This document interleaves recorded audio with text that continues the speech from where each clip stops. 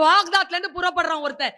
உலகத்திலேயே அவனை போல் அந்த அத்தரை செய்ய முடியாது. அப்படிப்பட்ட அத்தர் வியாபாரி. அங்கிருந்து கப்பல் ஏறி வந்து இறங்கி ஹைதராபாத்க்கு வரான். அவன் வரான் குதிரை ஏறி. ஏன் வரான் தெரியுமா? இத அனுபவிக்கிறதுக்கு, இத சூப்பர்னு சொல்றதுக்கு ஒரு ஆள் இருக்கிறான் இந்த உலகத்துல. அவன் கோல்கொண்டாவின் நிசாம்.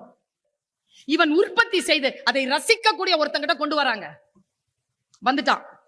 நல்ல அங்கி, தலையில டர்பன்லாம் கட்டிக்கிட்டு குதிரையில வந்து இறங்குறான். அவனுக்கு தெரியாது இந்தியன் பாலிடிக்ஸ். அவன் கையில 3 அத்தர் இருக்கு. ஒன்னு சாண்டில், ஒன்னு ஜாஸ்மின், ஒன்னு ரோஜா. 3 வச்சிருக்கான். அவங்க கிட்ட சொல்றாங்க, நிசாம பார்க்கணும்னா திவானா பார்க்கணும்னு. திவானை பார்க்கறதுக்கு போறான். அப்படி உட்காருவான். அந்த பேழையை அப்படி தரப்பான். கொண்டு வந்து இப்படி அது சப்மிட் பண்ணுவான். வாட் இஸ் திஸ் அப்படின்னாரு. இது அத்தர்.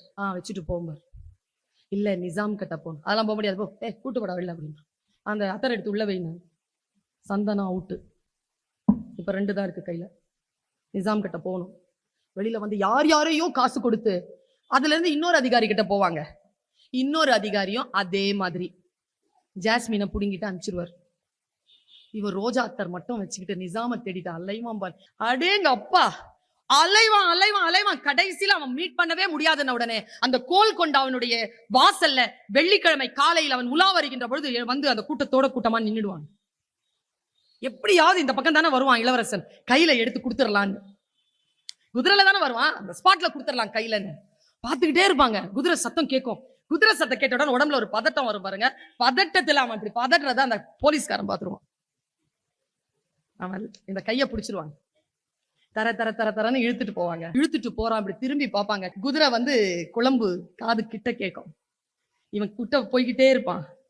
அவன் அப்படி கிராஸ் பண்ற அந்த டைம்ல நிசாம் வந்துருவான். குதிரையை பாத்துருவான், நிசாம பாத்துருவான். உடனே என்ன பண்ணுவானா, இந்த கைய அப்படி முறுக்கி இப்படி வலதுபுறமா திருப்பி தன்னுடைய இடுப்புல இருக்கக்கூடிய அந்த ரோஜா அத்தரை எடுப்பாங்க கையில. இத பிடிச்சிருவான். இத பிடிச்ச உடனே லெப்ட் கையில அதை மாத்தி அதை எப்படியோ அந்த பிராக்ஷன் ஆஃப் செகண்ட்ல வெளியில எடுத்து அந்த கோல்கொண்டாவினுடைய பாறையில ஓங்கி ஒரே ஒரு அடி அடிப்பான் பாருங்க. அந்த வாசனையில இந்த போன குதிரை அப்படி நிக்கோங்க.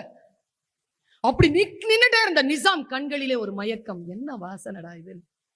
அந்த கண்களை பார்ப்பான், அந்த குதிரையை பார்ப்பான். அந்த கூட்டமே அந்த ரோஜா அத்தரில் சொங்கி நிற்பதை பார்த்தான்.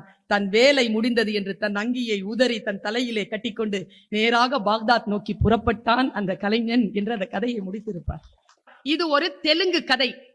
இது தமிழிலே மொழிபெயர்க்கப்பட்டு சாகித்ய அகாடமி விருது பெற்றிருக்கு.